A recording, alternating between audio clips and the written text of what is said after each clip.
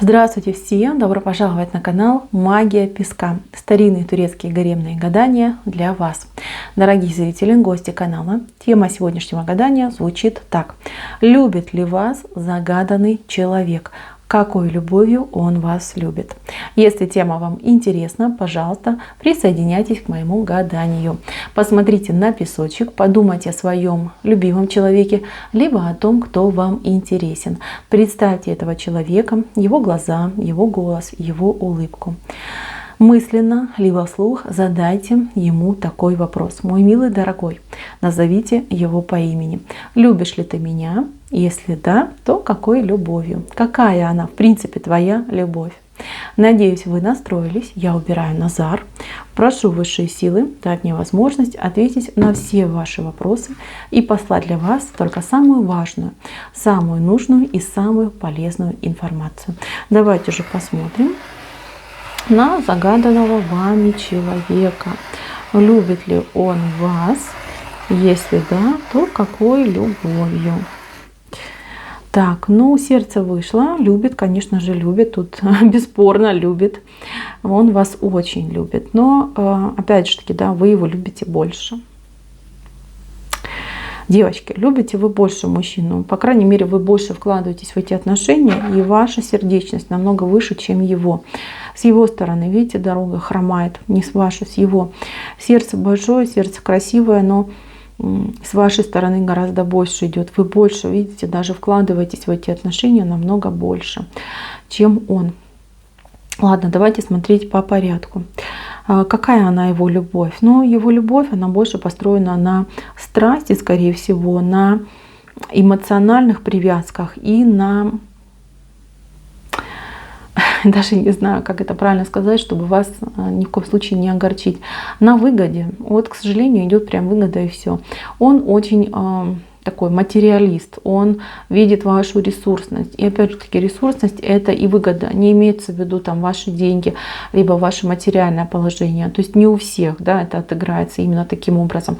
Здесь мужчина видит, что вы добрая, открытая, покладистая, хозяйственная, что вы его любите. То есть он так думает: о, она меня так сильно любит, я с ней буду как за каменной стеной, да, то есть мне нужно быть именно с этой женщиной, потому что она и полюбит, и приголубит, и простит, да, и все для меня сделает. Он это видит. Были какие-то между вами ситуации, когда вы именно в ущерб себе что-то делали для него. Ему так это понравилось, ему так это вот прям приятно было. Знаете, для него даже мама так не делала, как сделали вы. Вот я вам такое скажу. И он прям такой, знаете, как клещик впился, да, типа я не отдам, не отпущу, такая ценность нужна самому. То есть он вас за это очень, конечно, к себе привязал. А он действительно вас к себе привязывает, он очень такой на разговоры сладкий, он умеет красиво говорить, он умеет, там, как говорится, в уши дуть. Конечно, то, что он вам там говорит, обещает, он даже там не то чтобы половину, четверти не исполняет. И если вы его спрашиваете, призываете к ответу, да, типа ты же обещал, ты же говорил, он говорит: ой, дорогая, любимая, не получилось, в следующий раз обязательно, все, что хочешь, там с неба звездочку достану. Только не обижайся, только не расстраивайся, все будет прекрасно, это не я, это обстоятельства, это кто-то где-то, но я тут ни при чем. Я хотел, да, я хотел, он, кстати, кляться может, что угодно может делать. Здесь мужчина актер, такой прям, знаете, оскароносный актер, я бы даже так сказала. Но да. Знаете, вам никогда не будет скучно с этим человеком. Никогда. Он всегда будет придумывать какие-то непонятные, я не знаю, там сценарии, какие-то там клятвы, ситуации. То есть он в этом плане, конечно же, мастер. Мастер на все руки. Так, девочки. Что еще хочу сказать про его любовь? Любит он вас за то, что любите вы его. Если вы его разлюбите, то он поймет: ага, противная, не любит, колючка, не хочу, ледышка и все такое, да. Вы ему вот на его взгляд идеально подходите, но есть у вас какой-то вот взрывной момент, который ему очень не нравится и которого он побаивается. То есть вы можете не только лишь улыбаться, да, и прислуживать этому человеку, но и по шапке больно дать вы тоже можете. И он, кстати, либо от вас уже получал, либо он видел, что кто-то от вас получал, либо слышал, что кто-то от вас получал. И это реально его настораживает. Тут он боится за себя и за то, что его обидят. Понимаете, вот такой момент происходит. Мужчина ваш, ну тут, ну что скрывать, хитренький мужчина, что тут скажешь, хитренький, он хитренький. Грех ли это? Ну, наверное, нет. Ну, каждый имеет право жить так, как ему хочется, так, как он считает нужным. Этот человек, он своего не упустит, он такой под себя гребет, под себя, для себя.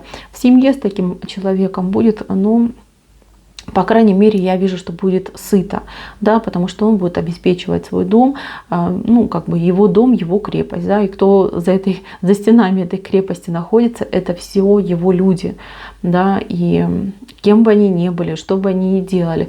Вот если он берет на себя эту ответственность, да, что вот это мой человек, то он, конечно, будет отвечать, причем отвечать до последнего. То есть ему как-то важно, вот, кстати, да, для этого человека очень важна семейность, связи, семейность. Возможно, у него не было этих связей в детстве, не было этой семейности, либо она была какая-то ущербная, да, вот. Ну, это только лишь образ был. На самом деле все люди были там чужие. Вот, кстати, хотите с ним, скажем так, да, как-то отношения там вывести на другой уровень, вам нужно его именно на семейность брать, да, чтобы он чувствовал, да, что с вами вы семья, да, вот что он ответственный за вас, а вы, соответственно, его принимаете в свою стаю, да, потому что он как изгой почему-то как-то мне идет. Достаточно глубоко одинокий человек, у него может быть 1001 друг, да, но это все поверхностно, это все только разговоры. Настоящих друзей, настоящих отношений у него как будто бы нету. Вот. В этом плане он, ну, одиночка идет, прям одиночка и все. Смотрите, у него насчет вас есть, конечно, планы, вот оно, вы вышли, но ему, конечно, хотелось бы, чтобы вы взяли на себя дом, потому что здесь юрта вышла, взяли на себя дом, взяли бы на себя ответственность за дом, чтобы вы там, я не знаю, все делали, чтобы вы были и красивая, и желанная, и добрая, и открытая, и, я не знаю, там, и работали, и в то же время там для него все делали. То есть много ролей, много костюмчиков, и много там он для вас приготовил. Конечно же, он вас просто так не отпустит. Ну как же, такая ценная девушка, как вас можно отпустить? Но и в то же время он решил, что он и вас и баловать особо тоже не будет, чтобы вы там случайно не обнаглели и на шею ему не залезли. То есть есть у него такой момент, может быть, он с какими-то прошлыми отношениями, да, так обжигался, что он теперь решил, что нет, я буду вести себя по-другому, да, я не позволю, чтобы кто-то мною там где-то проманипулировал. Кстати, очень сильно боится манипуляции. Сам он манипулятор по жизни, но очень боится, если бы кто-то им стал манипулировать. Он, если что-то такое почувствует, то он будет бежать очень далеко и прям таки навсегда может забежать. Кстати, хочу вам сказать, что ему не нравится либо ваша мама, либо ваша подруга. Здесь вышла женщина, которая вот прям как будто бы нож над ним заносит, да, такой вот огромный, да, вот прям готова его рубануть очень сильно. Знаете, возможно, он даже вам говорил, что мне там не нравятся твои подруги, не нравится твоя мама, они там ко мне несправедливы, плохо относятся. Такой разговор мог состояться.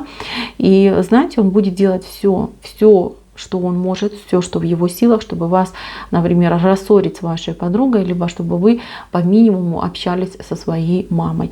Вот он не желает вас ни с кем делить. Вообще, в принципе, даже если у вас идеальная мама и прекрасная подруга, он собственник, понимаете, он не ревнивец, он собственник. Он не желает вас делить. И ему нужно, чтобы вы принадлежали ему без остатка, целиком и полностью. Вот этого просит его сердце, да, вот этого просит его душа. Что вам с этим делать? Ну, девочки, честно скажу, ну, не надо так сильно прогибаться под этого мужчину, потому что он действительно имеет такое свойство, как, ну, обнаглеть в край, да? Зачем вам это нужно? Если любит, да, то пусть и ваше окружение тоже любит, да, по крайней мере, не надо идти ему на все уступки. Есть вещи, за которые стоит побороться и которые стоит отстоять. Так, дальше смотрим, да. Вот как хотите, я хочу вам сразу, да, сказать, что не нужно настолько сильно вкладываться в эти отношения, потому что вы же, потом же этим будете и страдать, что я так много вложилась, я так много сделала, я так от него ждала, а он там мне попу показал, да. То есть такое может быть. Знаете, он может вам, в принципе, такое заявить, да, что «а я тебя и не просил, ты все это делала по собственной воле, по собственному желанию». Здесь обидно может очень сильно стать. Знаете, вот вы его просто тут наделили какими-то сверхкачествами. Вам кажется, что он какой-то рыцарь в доспехах, и то, что он себя там как-то ведет не совсем правильным образом, либо не совсем по-мужски, что это не он виноват, а кто-то виноват, что его так кто-то накрутил, либо там пример плохой был, либо кто-то им управляет, манипулирует. То есть, знаете, вот видите, я вижу просто, да, что вы его постоянно оправдываете и говорите: ой, нет, он ни в чем не виноват.